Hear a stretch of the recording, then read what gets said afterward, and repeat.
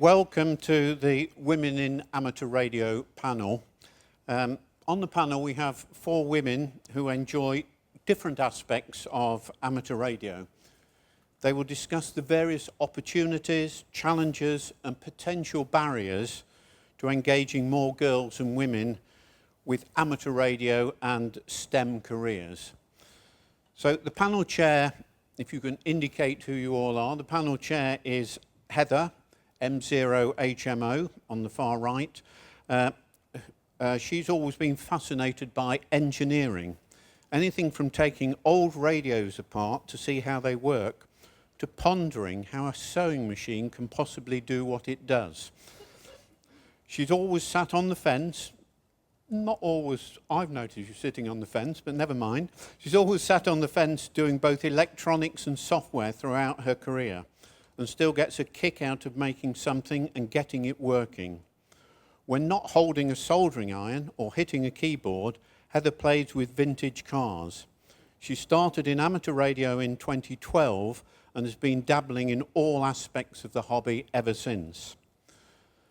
So on the panel, Charlotte, 2M0LVY, was first licensed in November 2024 and is currently studying for her full license. She feels her adventures in radio have only just begun, although she's taken part in POTA, tried some SOTA, and has had a go at contesting and satellite work. She's been on a de-expedition to Bornholm, operating as 5P0TA. She's been on the European Ham Radio Show on YouTube, discussing various topics relating to amateur radio, from failed antenna builds, lots of those about, to getting your license. She finds something inherently magical about putting up a piece of wire and seeing who she can speak to, and hopes to encourage more women into the hobby. Gillian, M0OVW, has been an engineer in the broadcasting industry for the last 35 years, working at transmitter sites and satellite uplink stations. She took up amateur radio after her husband, G4HQB, started doing SOTA. It combines Gillian's love of hills with her love of radio. The pair also run JOTA stations most Octobers for the Ludlow Scouts and have encouraged some youngsters to do their foundation licenses. Katelyn, M7KFH, first became interested in amateur radio after taking part in Jamboree on the Air with the Scouts in 2018. In 2021, shortly after she gained her foundation license, she joined Northampton Raynet, the Radio Amateur Emergency Network, who she still volunteers with when she is home from university. Katelyn is studying material sciences. And Lyndsay, M6YMB, has been a foundation license holder for around 8 years. She's part of the team behind British Inland Waterways on the Air and Mills on the Air. Lyndsay became a radio amateur shortly after her husband, Stefan, M0OSL. Although not the most active operator, Lyndsay enjoys rallying people together into spaces and places that might not normally be seen by radio amateurs, and introducing the hobby to people who may never have been aware that it existed. Okay, over to you, Heather. Right, well, the first question I was going to ask everybody was to introduce themselves, which I think you've just done a very good job, but we'll do it anyway. Gillian, do you want to introduce yourself? Is this on? Okay. Yes. Well, he said I'd done 35 years in radio. I started off as a computer programmer, but I found life as a computer programmer in Northern Ireland in the early 90s or late 80s was very male-dominated and a bit misogynistic. Am I allowed to use that word? Anyway, I joined the BBC as an engineer, which was fabulous, and I've loved it. And even though there have been times, occasionally, when I've met with, woman, most of the time, it hasn't been. And I say most of the people that matter don't really care whether you're a lady or a man, it's whether or not you can do the job. So, I now do a lot of SOTA, and I try and get kids interested in radio through Jamboree on the Air. They love it. I had a group of kids camping last week, not for Jamboree on the Air, just camping, and because of the storm, we were cancelled what we should have been doing, and I just got the radio kit and we were tuning through. We heard people in America, in France, and we heard people in Spain. We couldn't get hold of Ben in Wales, but we could get hold of lots of other people, and they just had a fascination for just tuning through. That actually, it was an hour, maybe an hour and a half, but you see little seeds start to grow. So yeah, that's me. Charlotte? So I think that was absolutely an excellent introduction. I'm not really too sure what I can add to that, but I suppose suffice to say is in addition to kind of doing all of this and having this adventure in radio for the first year, I'm also a mum to a little one. And I think that can play into bringing people into radio. So for example, with my son who's 5, he knows how to call CQ. He still uses my old call sign, but he runs around the front room going, CQ, CQ, CQ, CQ. And I'm really hoping that at some point I'll get to go and, talk at his school about radio and bring people on an adventure, because there's so many bits to the hobby you don't think about as well. So for me, satellites has been really interesting. I'm useless at it. I've only ever heard one, but I think getting out there and having a go at things is really, really important. And I really want the children and the young girls to realise that you can just give it a go. You don't have to be good at it. Often in our culture, we're taught that, I've got to get straight A's, I've got to be really good at everything. Oh, God, they're going to think I'm really stupid or whatever. Not at all.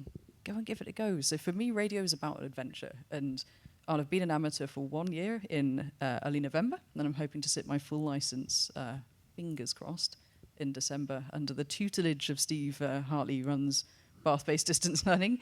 Excellent if anyone's looking to do intermediate or full license, I must say. I'm useless at maths and he's got me through it. So, but yeah, I think for me it's all about kind of exploring what else is in the hobby. That's me. Katelyn? Much like the others, that was pretty much my introduction. I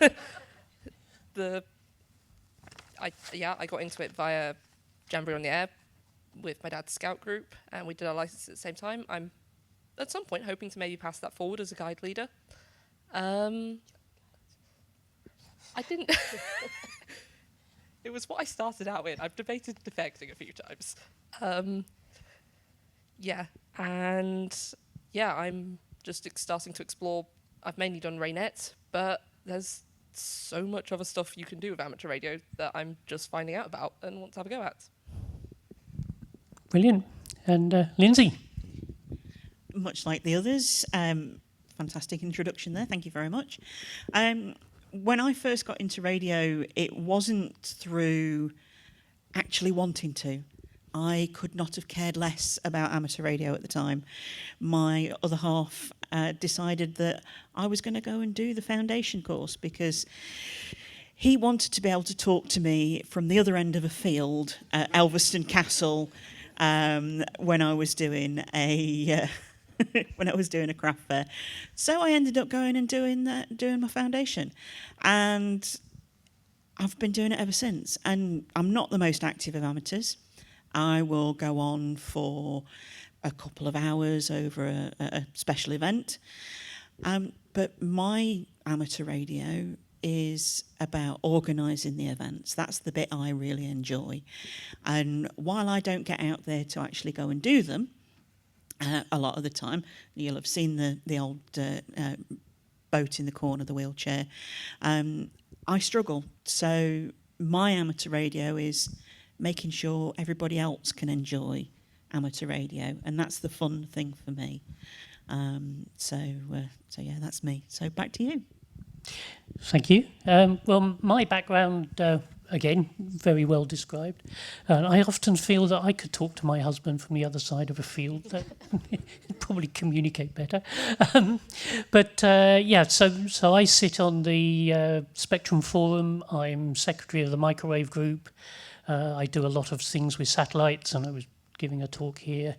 And I'm a constructor. I love constructing and writing software and hardware, and I have had successful entries in RSGB construction competitions, so must be doing something right. But I think it kind of leads on to the how do people get into amateur radio, and so our first question I'm going to give to the panel is really about how they got into it and what the routes that we can see everybody else coming in through. I think everybody comes into it from a slightly different direction, but when we've met previously, we've come to the conclusion, I think, that a lot of women come into amateur radio through non-conventional routes. It isn't a case of, I'm interested, I'll go to a club and that's it. I think all of us have come in through different routes. My start on that is I had a boyfriend, he was moving to Spain, he said, why don't you get your amateur license, then we can talk on the radio rather than using up expensive phone bills. That's what got me hooked. 12 years later I'm doing everything other than talking to ex-boyfriend. So I'll ask the same question to you, Gillian. How did you get into it, and how would you relate that to people here? I got into it through SOTA. I think when I finally decided I was going to actually do the exam was one beautiful sunny day. We were at home and I could hear, I think it was Katelyn calling, and I couldn't answer. I knew she was on a mountain somewhere and nobody was answering her, and my husband was busy, and I could hear it on the radio, and I thought, if I could just... So because of my background, I couldn't go to the local amateur radio club because most of them worked with me, and if I failed the exam, it would have been awful. So I actually went to Telford and I wrote to them and said, I just want to sit the exam and I don't want you to tell anyone I'm doing it. So anyway, I sat the exam and I did pass it. I think it's a lot easier now with the internet. You can just do all the exams on the internet, so you don't have to go. But I think what would be good is if we taught people more, if the clubs could be more open to just showing people how to use a radio, because I can use a radio because my husband taught me, and I know how to speak on a radio because I've listened to him doing it on SOTA. So when I did my first SOTA activation on my own, he was standing there telling me what to say. You kind of need that guiding hand, because I think what I find with the kids when I'm trying to help the kids is you hand them a radio and say, speak to them, and they don't know what to say. They've talked non-stop for the last 20 hours about whatever, all the way through the flaming when you wanted them to go to sleep, but put a radio in front of them and they can't say anything, and that trying to get that over that hump is when it gets, once you get them over that hump and they start talking, then it's brilliant. Yeah. So, yeah. Yeah, I think we've all met Mike Shyness, right? And that I think it's probably a fairly key thing to come out of this meeting, is that a lot of people, I know people who've got their full license and haven't used a microphone. You've got to get people to use a microphone if they're going to do radio. And I think that's quite an important thing, that we need to find easier ways of getting people into that, because the more you learn about it, the more you pick up on the fact that there are things to get wrong. What if he says QSL and he meant QRZ? Someone suggested that one to me. Yeah, it happens and nobody cares. Well, one or two people care, but not really anyone that matters. But we need to teach the kids that there isn't a barrier here, that, as you said, they talk all the time. And they just need to learn that they can talk all the time with a microphone in their hand, just as we're doing now. So, yes, how did you get in? I remember my brother-in-law, Tobias, 2 Mike 0 Tango Fox Fox, just rigged up in the garden at my mother-in-law's house. I looked out the window, I was probably making some tea. I was like, what is he doing? And he was sitting there with the hood up, because it's Scotland, so it's probably raining. And, and he's talking into a microphone like this, and there's a big pole with a wire, and I was like, what are you up to? So I go outside, and I could hear all these voices on the radio, and he was like, oh yeah, that call sign's Italy, and that's Spain, and I was fascinated. What? You can do that just here? And he was like, yeah, I go up mountains. He does a lot of SOTA. I go up mountains and I do this. I thought, interesting. I didn't do anything about it for probably a year or two, but, you know, he would post, we've got like a group chat, he'd post pictures of all the things he was doing and stuff. And eventually I discovered Essex Ham. And I kind of had a little look and I thought, right, yeah, I'm going to get my license. I want to have a go at this. This looks really interesting. So I then went off and you guys have heard some of the rest of that kind of adventure so far. And I think for me, the big thing is just seeing amateur radio out there. Whether it's people talking in schools, it's people getting out on field day, and it doesn't have to be a big thing. You don't have to set up a huge station, but just being out there. When I've been doing POTA, so many families come up to me, oh, what are you doing? What are you doing? And I'll just have a chat with them and, you know, explain what radio is. And especially, like, a lot of the kids are really curious about it. And I think that's the thing, it's visibility. Because if I hadn't have seen him doing that, I'm not sure I'd ever really come across it otherwise. So, yeah, I'd say that's a really big thing. You've used the word magic before. Yes, I have. So I think for me, there is something magical about radio. And yes, we can go and study a lot of the electronic side and the physics, so I know we understand it, but there is something magical. You put up a piece of wire, you go outside, and you have no idea who's going to hear you, who you're going to talk to. And I think that differentiates our hobby from every other mode of communication that we have. If you think about Discord, WhatsApp, a phone call, you know who you're going to get through to. You just phone them. And it's kind of boring. There's no adventure in that. Whereas when you go out on HF, you know, you have no idea. Am I going to hear mainland Europe? Am I going to get a DX station? And when you hear that call sign of someone, you think, oh, where's that? You look it up. Sometimes I'm like, damn, it's Poland. I've worked them before. But you know, when you hear a really rare call sign, it's exciting. And I think that's what kind of gets people into it too, because there is something magical about it for sure. And yes, for me, studying some of the electronic stuff, I don't have that background, and it's very much the weaker end of my skill set, actually.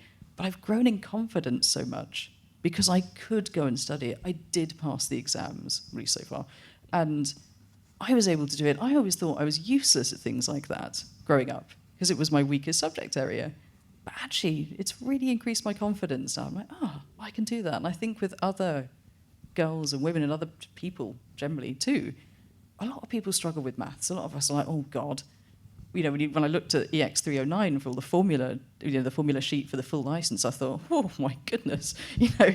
But actually, once you start to demystify it, I was like, I can do this. And I think that feeling, whether it's the magic of the wire in the field or whether it's kind of knowing you can do something that you thought you previously couldn't, that's what we need to get across to people. How we do it, I don't know. Good luck. But that's what we need to do, I would say. Yeah, I think good luck, but we're the ones going to do it, right? Yes. So, Katelyn, so how did you get into amateur radio?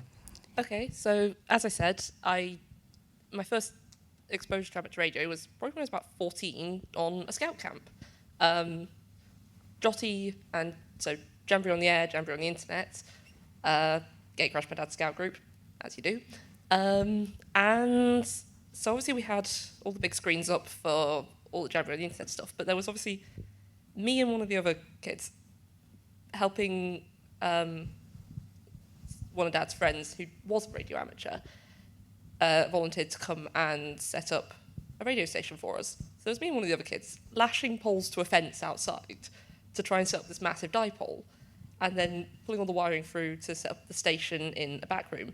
And most of my life has been characterised, or motivation has been characterised by, how does that work? Because I was already quite interested in STEM at this point. And yeah, we had the script for how you're supposed to talk on the radio, and there's a couple of us sat there twiddling the knobs, seeing what we could find. We didn't manage to contact anyone because we hadn't realised that weekend there was another contest going on, possibly in German. Germans do it every Yeah. time. Yeah. So we could just hear loads of German contacts and had no idea what was going on, and we couldn't make any contacts. But it was kind of cool just hearing all of that. And it was just like, what is this? How does it work? So all the scout leaders and most of their kids decided to set up a group with the guy that had been running the station and learn. And that's how I got my foundation license. and I've been trying to get to intermediate ever since and just never gotten round to it. Yeah, brilliant stuff. And finally, Lyndsay. Well, my entry to radio originally was as a CBer. I know, big swear word. This was back in the early 90s. My mother was on the CB back then, and so was my husband, my now husband. And so that was my sort of first introduction to radio, was my mother sitting in the car on the top of a hill in Eckington talking to a guy in the Shetland Isles. And she'd got her great big Uniden home base sat on the dashboard of the car and just talking away, and she was running something like 100 watts through this thing. She proper stuck it up, and so she was talking away, and that was about 1993. And I never really thought about it again for many years. And as I say, and then Stefan decided that once we'd moved into the new house and everything, he sort of got interested back in radio. And we were coming up to a Railways on the Air event that was going to coincide with a craft event that I was doing. And he basically said, you should go for your foundation. And it took about 4 months of constant, you should do your foundation, before I just turned around and went, fine, if it'll shut you up, I'll do it. And I went, and I passed first time. It was a scrape through pass, but it was a pass. And I just started from there and just carried on. And I was really lucky that we found the club that we're part of, Nuntsfield House Amateur Radio Group, is just one of the most friendly groups. We've not got many women in the group, but it's just really, really friendly, and nothing is too much for anybody. And I think that's one of the things that we really need to get out there about amateur radio, is that we're not all sort of geeks and tech boffins, and we're not these weirdos that sit in sheds at the bottom of the garden with an antenna sticking out the roof. Some of us are. But we are, these people that are willing to teach and willing to talk to you about these things. And that's why I like to do the events, because they are a way of just sort of getting out there and showing people, hey, you like canal boats, I like amateur radio and canal boats. Why don't we put the two together? Try for your licence. Come and have a go. Come and have a look at this radio that's on this boat. Hey, we're going up to these windmills or these water mills. We're going to put the radios out. Why don't you come and have a go? Come and see what it's all about. Bring your family, and make it a real family affair. At the end of the day, if you get one person in the family, you may well get 2 or 3. And, it's like fishing. You never know what you're going to get. And if you get the tiddler, you might get the whopper at the end of it. Back to you, Emma. Yeah, I only went fishing once and I didn't catch anything. That's why I went to do amateur radio. I caught a cold the last time fair I went. enough. Yeah, that's the way of it. Yeah. Brilliant. Well, as I've already told you how I got into amateur radio, I was already a software engineer, and I tend to think of myself as the non-on-air geek, because I design stuff, build it, get it working, and then think that's boring. But that's the thing. Amateur radio is everything to everybody, or nothing to everybody. So many possibilities. So yes, we thought the next question we'd run down the panel was around about their career and how they've perceived being a woman in STEM and engineering. So again, we'll start with Gillian. I've said before, you've got to the top of your profession and you didn't like that because your view was that you're not a manager. And I think that I'll put some words in here that a lot of us don't think that the top of the profession is management. Through my career, I have avoided becoming a manager. And although it's a tempting path, and usually it involves more money. I think a lot of us, particularly the women, want to do what they're good at and want to do what they like.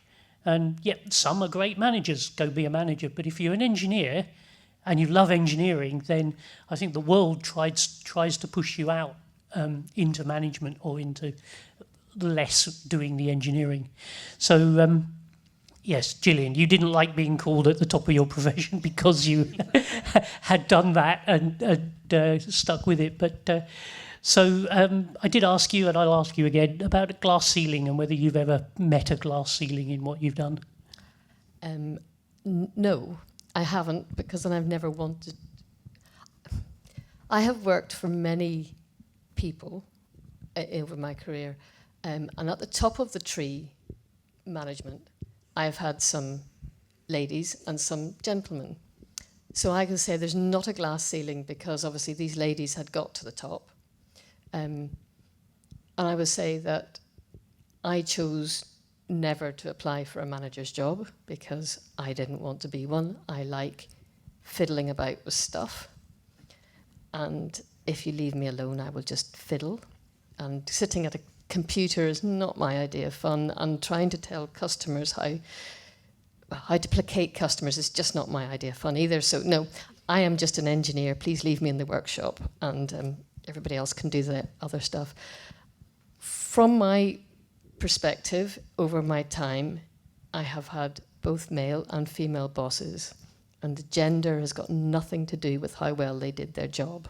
It is all to do with their management style, their intelligence. It's got nothing to do with gender. And I feel that glass ceiling, I'm sorry if anybody's ever met a glass ceiling, because that must be so frustrating. You should never be judged on your gender or your colour or anything else. It's all about whether you can do it or not. And the best person ever to run one of the companies I worked for was definitely a woman. And she's gone on to do other things now, but what she did then was fabulous. Yeah, no glass ceilings. Good, and I think that's a lesson to learn here, that you can, I similar reaction.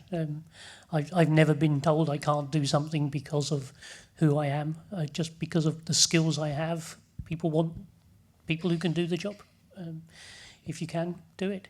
So a slightly different slant because you're earlier on in your career, but how have you found it being on the sort of getting on the ladder and going up the ladder for what you're doing in your software career, I guess, or test career? Yes, so I'm a lead test engineer for a consultancy, and actually I found that, honestly, gender hasn't come into it at all. I think that for software testing in particular, so just in case people aren't familiar with what that is, we will take the application that the developers have built, and then we'll test it against the requirements. So that might involve literally using it and clicking around, but we also write code as well. So we'll automate tests that will run against the application to make sure it does what it's supposed to do, and we'll also try and break it, which is the really fun part of the job. But I certainly haven't found that being a woman has had much to do with that. I think your communication skills are the key, because part of what we do is we will talk to the customer or the product owner, whoever it is that cares about the application, and tell them, right, this part's working, but we found areas over here. Should we fix them now or later? What do we want to? We have to communicate a lot, so that's a big thing. For me, I kind of see what you mean about the management thing. I am a manager at the moment, as well as being a tester, and oh my goodness, I hope my employer never watches this. It's not my thing. I think it's great. I've worked with some excellent line managers. There is a real skill to it to encourage other engineers in their career and stuff like that, and that is part of what I have to do. But for me, it adds to my workload. So I'm supposed to do it side of desk and do my main job otherwise, and it's really hard to do. So, but no, I think that now, especially with the younger people coming up who are much earlier in their careers, actually we're seeing a lot more women come through. It's great. I think STEM is being promoted a lot more these days than when I was at school. So I don't actually have an engineering degree. I came in later and I had to learn everything with a really steep learning curve. I was given makeup and boring stuff that I did not want. I wanted the science kids when I was a kid, and I got some of them, and I got loads of books. But there was very much that gender divide thing, and I think you see that in that for people my age, like, there's very few of us. So I think I'm one of a small handful of test leads in my company. And my company is pretty good, actually, for gender balance, as software companies go.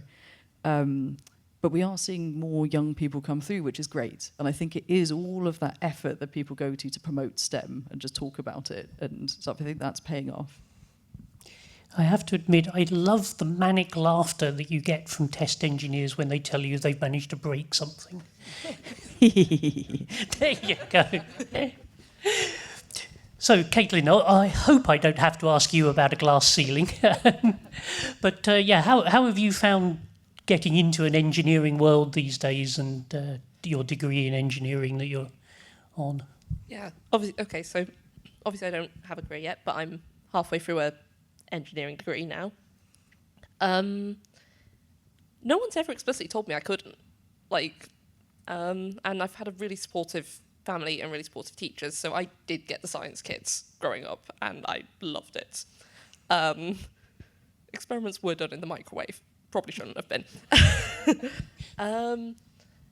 So I just kept doing what I was good at and what I was interested in, and that turned out to be solving technical problems and learning how stuff works and why stuff works, which kind of brought me to materials science and engineering in the end. I was originally looking at physics and computer science and engineering, and this is where I ended up because it's it's interdisciplinary subject. It's absolutely fascinating because it's right down to the specifics of how and why materials behave the way they do. But anyway, got sidetracked. It's never been an issue, as I said. No one's ever told me I couldn't. There was an awareness when I noticed that I'm definitely in the minority in a room, computer science classes being one of those places.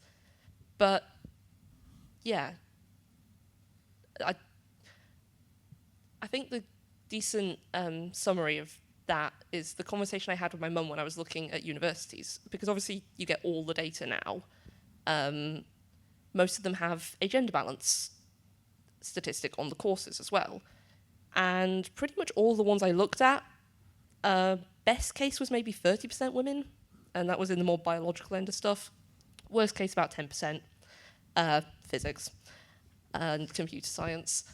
And my mum kind of pointed this out, and I kind of went, yeah, I'm going to do it anyway, because it's what I want to do, it's what I'm good at, it's what I enjoy, and frankly, if everyone keeps being off-put by the fact that it's full of blokes, that's never going to change.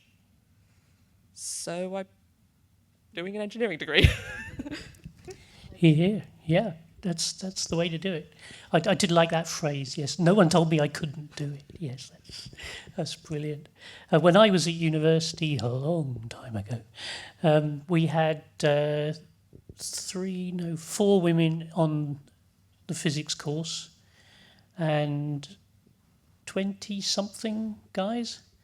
And there were 3 physics science prizes at the end of that year, and they all went to women. So 3 of the 4 of us beat all the blokes. So that kind of felt like we were doing something right at that point in time. So, Lyndsay, how do you fit in with career and your... Because you've had a lot of different careers. Yeah, I've done a lot of different things. I think my favourite phrase is I'm about as technical as a 13 amp fuse. And that fits me pretty much. I'm not overly technical. I used to love, at school, I loved science. I did double science. I did the whole, materials technologies, and I did wood shop and metalwork and thermoplastics and all that sort of thing at school. And when I was 16, I wanted to go to mechanical college, and I turned up for the exams, the entrance exams, and this is 1996. And I walked in, and they went, "Oh, are you here for the secretarial exam?" And I went, "No, I'm here for the mechanics exam." And I swear the chap on the desk looked me up and down as if I was gum on his shoe, and he went, "It's that way." And I went in there and I trounced every single lad in there. I got the highest scores and I wiped the floor with them, but they still didn't offer me a place because they thought it wasn't appropriate for a woman to be a mechanic in 1996. So I had to give up on that dream, and I never really went back to it. So now, as I say, I spend my days, and I'm about as technical as a 13-amp fuse. But radio has helped me in various jobs. Never had a career as such. I've had a lot of, as I put them earlier, different lives. I've had more lives than a cat.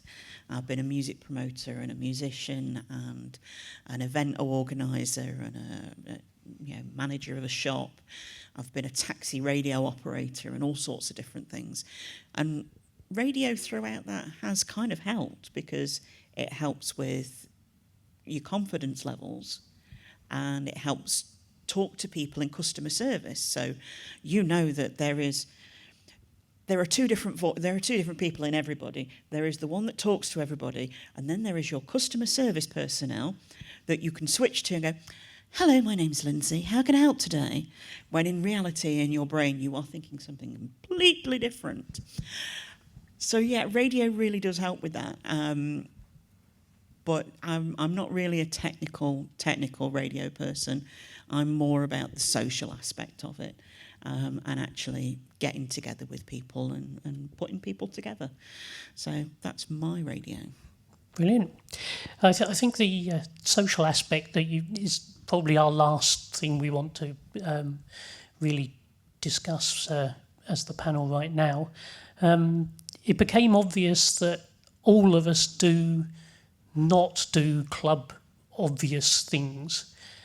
So just very briefly, because I'm conscious we're going to have to ask the audience some questions. Yes, so social aspect, you do a lot of up on the hills soldering stuff. Yeah, it's sociable, but at a distance. And because I talk to a lot of people, but I don't see them up until my friend Ben over there organises a barbecue in Wales, and then I meet them all and I see their faces, and that's very nice. And then for the rest of the year, we're very sociable, hundreds of miles apart. And I do love that. And I think even though some of them I've never met, I still count them all as friends. And even before I met them at the barbecue, they were still friends. So that's what I love about SOTA. Charlotte? So I think for me, I do a lot of operation by myself because having a 5-year-old at home, the noise floor is pretty high. So sometimes just getting out to a park and rigging up is great. However, I will say, though, I did go on a de-expedition to Bornholm with the European Ham Radio Show group. And actually, I don't recall exactly how many of us there were, 20, 22, something like that. And they were some of the nicest people I've ever met. We had so much fun. And it was great because you were mixing in, operating for a lot of the day. We were trying to activate as many parks as we could, basically.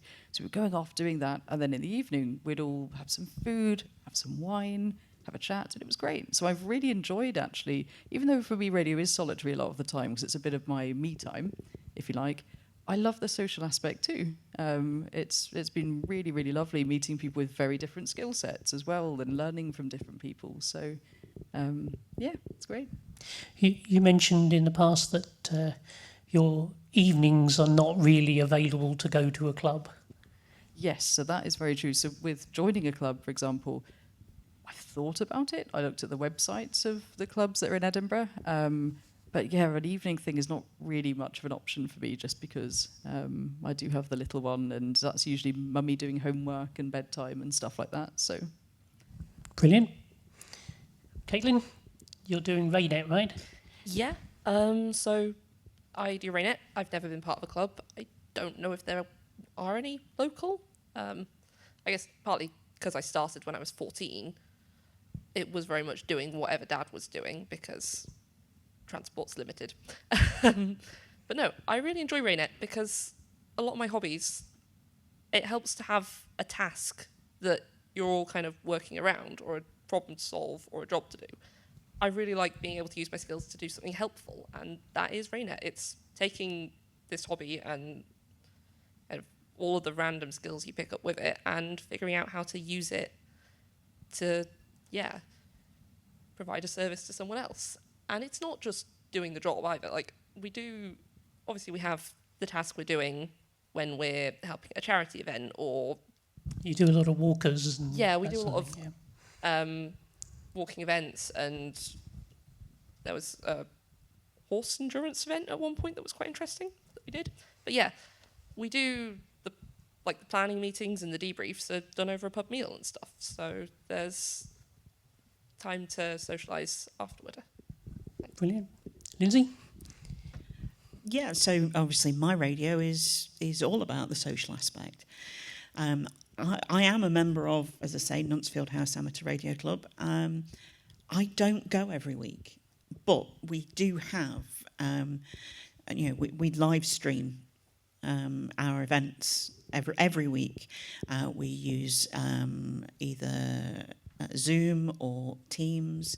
And I think that in some ways it's helped some of the members that have been part of the club for a very long time to actually be able to be a part of the club still, even when they can't get to the club.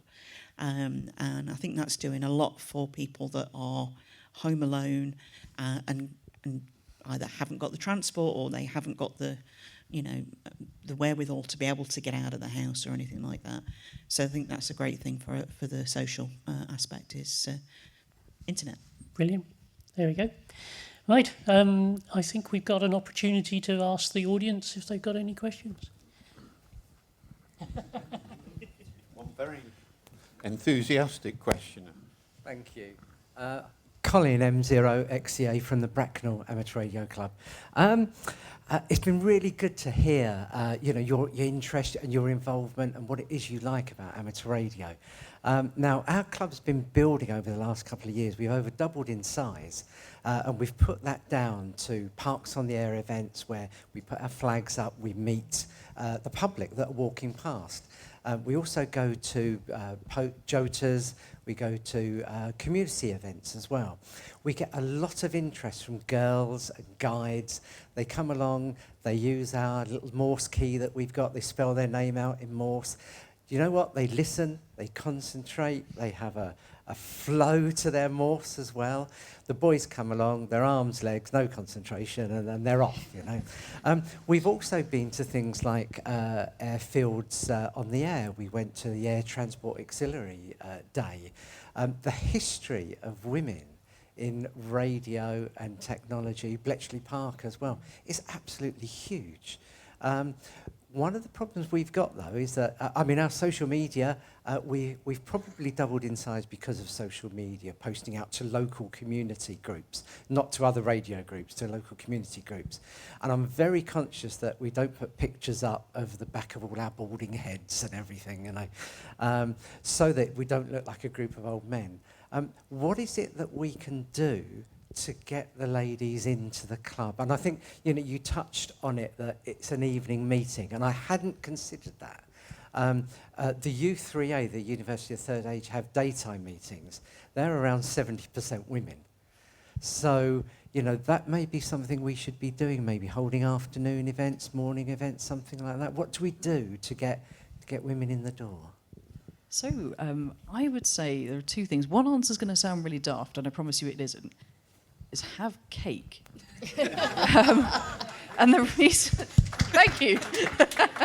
And the reason I say that, and I know it sounds like a daft answer, but I promise I'm being serious, is that sometimes the feeling of walking into a room of people you don't know, and you think, oh, God, they're going to be full license, they're going to know what they're doing, and I'm going to go in there and look like a fool, they'll think I don't know what I know. And you see those people on Facebook, someone will ask a question, then they get jumped on by people saying, I can't believe you got your license.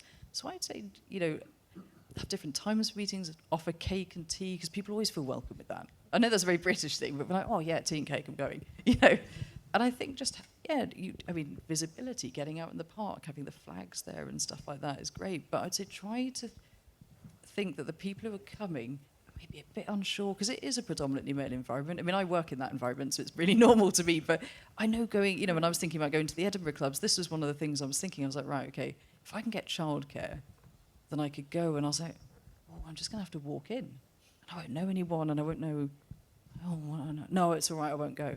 And it was that I was like, I'm not sure. So yeah, have cake, make it an open thing, maybe have an open day type concept. I know certainly in Scotland we have Doors Open Day, which is like one day a year, and loads of places like fire stations, police stations will all open their doors. Maybe, if you have an actual station, open that for the Doors Open Day thing and say, right, we're going to give people a go on the Morse key to do their name, and there'll be refreshments and things, and then you get families going, and that's kind of what I would say is make it as unintimidating as possible. I hope that answers the question. Okay. Hello, everybody. Charlotte. Our paths have crossed. I agree with you very much about the cakes. Preferably two, one a fruit cake and one a chocolate cake. Agree on the chocolate cake, yes. Yeah, no, not for me, but never mind. When you're all out doing SOTA or POTA or any other OTA, what in the way of publicity brochures do you take along? Or do you just rely on the punters remembering which websites to go to? Go on, Lyndsay. I can go for that one. Because I say we are trying to get all of our colleagues in the local club to take along a copy of the brochure sent out by the league to hand out. We've got it scanned, that it's been distributed, and to correct it, but it's something for the punters to take away with them, and also write down your name and call sign as well. Yeah, so you're doing absolutely the right thing. I have with me today, obviously I wear the badges of Bywater and Mills on the Air, but with me I have a double-sided business card that's a little like laminated thing. It's got the website on, it's got the name of the event and the month when the event's going to take place. And I can hand those out and people can just pop them in the wallets and take them away. There's also leaflets. We take leaflets with us for the event so people can take those with us.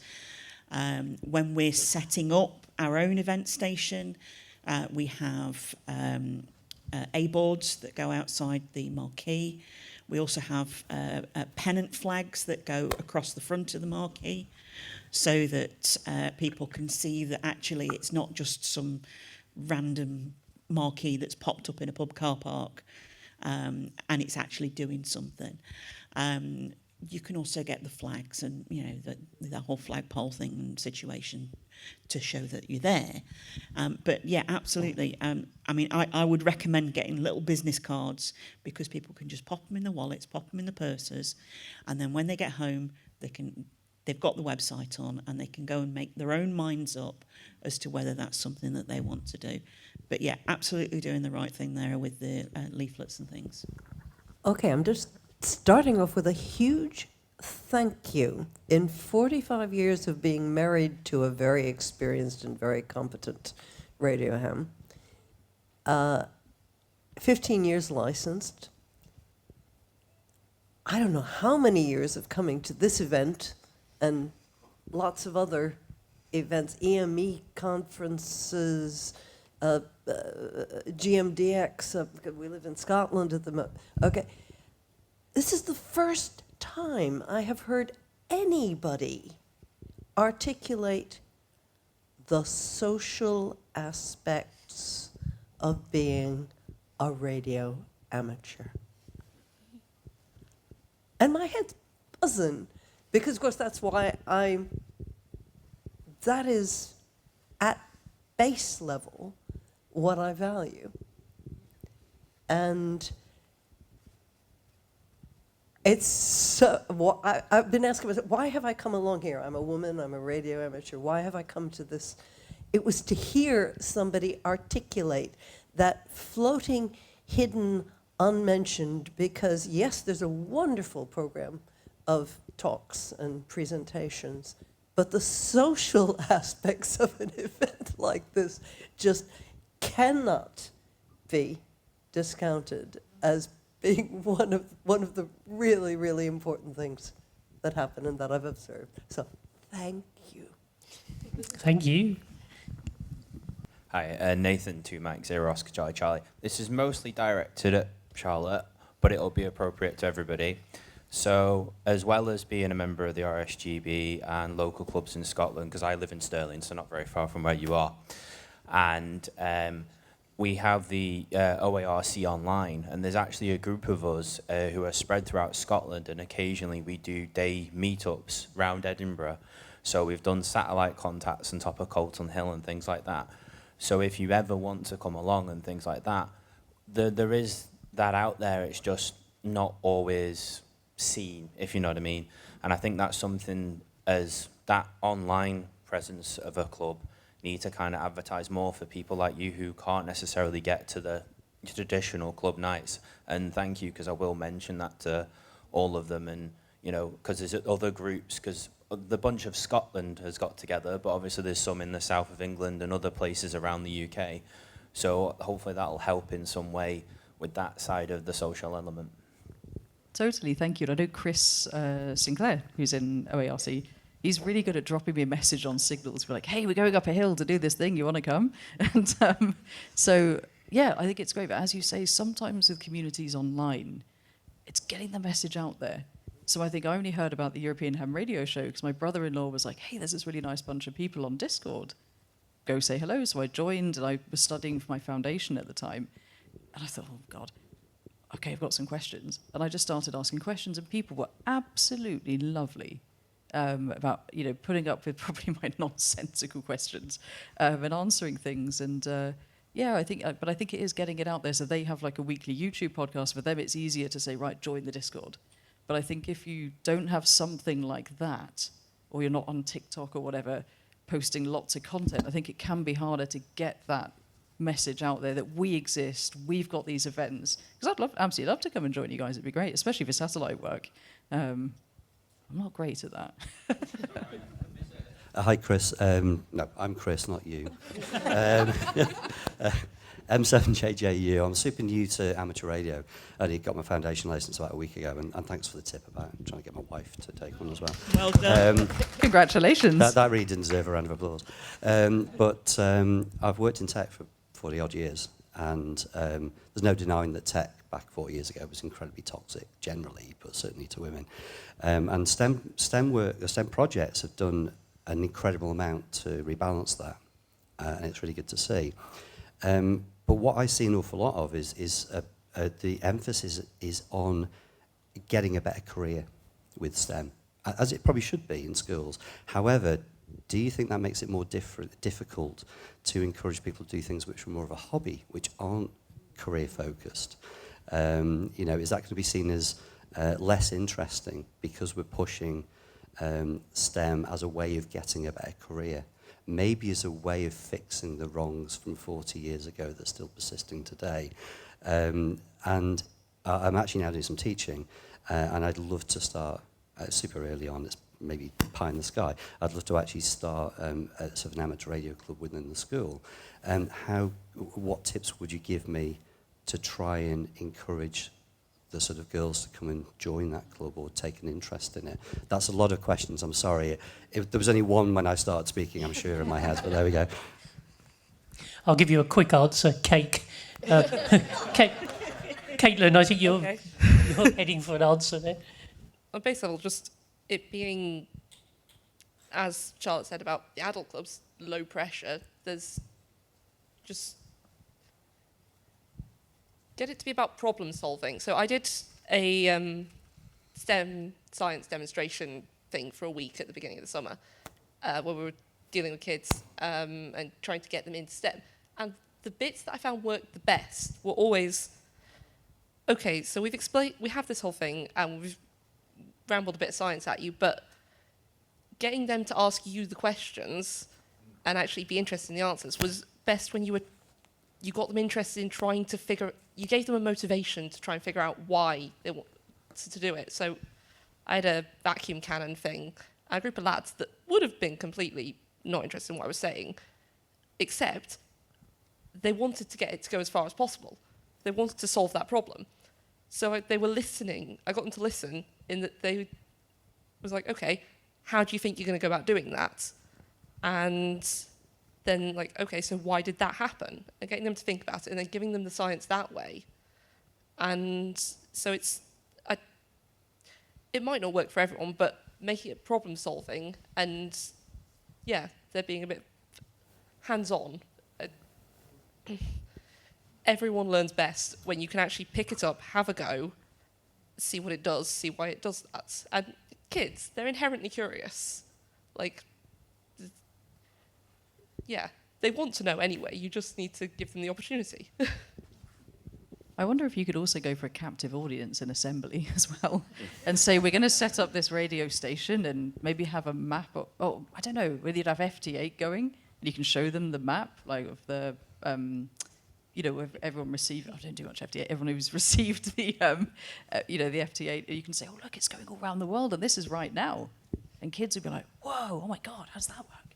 That's arguably the most interesting assembly anyone would ever pitch. Come on, it's so true. Okay, I'm conscious of the time. We're 10 minutes over already. I've got one more question here, which I'm afraid is going to have to be the last one, and then I'll hand over to Heather to do any wind-up. Thanks ever so much. It's been a brilliant presentation from all 5 of you. I'm going to come at it from a totally different point of view. I probably started amateur radio about 10 years ago, having lived with a husband who's been doing it for 40-odd years, having seen one of 2 boys got very keen, obsessively keen, and he couldn't be here today because he was doing something else fancy somewhere else. So it's been part of my life for a long time, but it was at a distance. 10 years ago, I thought, actually, it's a matter of either you've got to beat them or you've got to join them, you know? So I did it. And it's been how I put my stamp that it's my amateur radio and not somebody else's. So that's part of what I'm going at. I am totally non-technical. I do not have a technical background whatsoever. So the exams for me were something of a challenge. I got through them. They're a bit of a misty blur. But I managed to keep myself safe, I managed to keep other people safe, and I actually stay on the air. And that's my bottom line. What I also find interesting is I go round this convention talking to a lot of other people, and I've had this conversation with men, and you'll understand why. They say, oh yeah, my wife's got a license, but she never uses it. And I'd be fascinated to look, and I don't know where those figures come from RSGB and Ofcom, as to how many females we've got that actually have licenses but don't currently operate. So what's going on there? What's stopping those? Why aren't they using it? And is there a route, a path or somewhere to actually help that group become active? That's a very good question, and I think part of what we've said here is that the traditional view is that you when you use your license, you're sitting in a room on your own talking to another person somewhere. But I think most of us want to do Mills on the air. You're doing a Mill thing with radio. You're doing Raynet. You're doing something useful with radio. POTA, SOTA, JOTA, you know, this is what we're all doing, and it's still amateur radio, and we're still using our licenses, but we're not sitting in a room just talking to people for the sake of talking, and I think that probably is why people don't use their license, because they don't see the connection with their hobby or other hobbies and how it can be useful. I wonder too if their parents as well, today, even though things have moved on so much from back when, you know, women didn't have a career and they stayed at home, a lot of people still do the majority of the childcare. And I wonder if there's an element in here where it's just opportunity to actually operate. Because it does take a bit of time. Even if you are portable, you've got you've got a really slick antenna set up and you can just, you know, stick it in the ground, off you go. It still takes time if you're portable. You've got to get to where you're going, set up your antenna, tune in, right, okay, can I actually hear anybody? I don't have time to look at, propagation forecasts and stuff like that. I'm like, right, let's just go. We've got an hour. Let's go. And I wonder if that's a big part of it too, is that you're trying to juggle so many different things. So sometimes I'll just take my son with me, keep him away from the antenna, of course. But, sit down, come and have a listen. And he's dying to get on the radio. But as you say, I once arranged a DMR contact just with someone directly. And straight away I was like, go on then, little one, say hello. And he just went... Did he shut up the rest of the time? No. And by the way, William, I know you'll see this. I love you. I've got one little aside to that as well, is that a lot of the times amateur radio households have got one setup. And if you have a husband who's a radio amateur and you have a wife that's a radio amateur and the kids, only one of them is able to operate at one given time.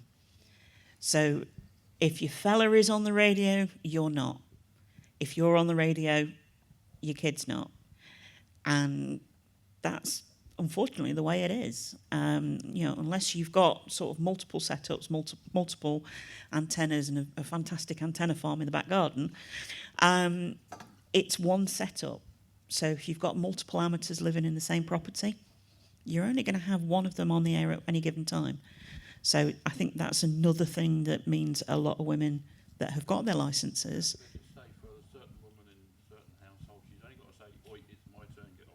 Yeah. I mean, I've done the same thing with my dearly beloved, but I mostly get on the radio when he goes off to do the radio events like Railways on the Air, because I don't go to Railways on the Air. As much as I love trains, 2 events a year is enough for me.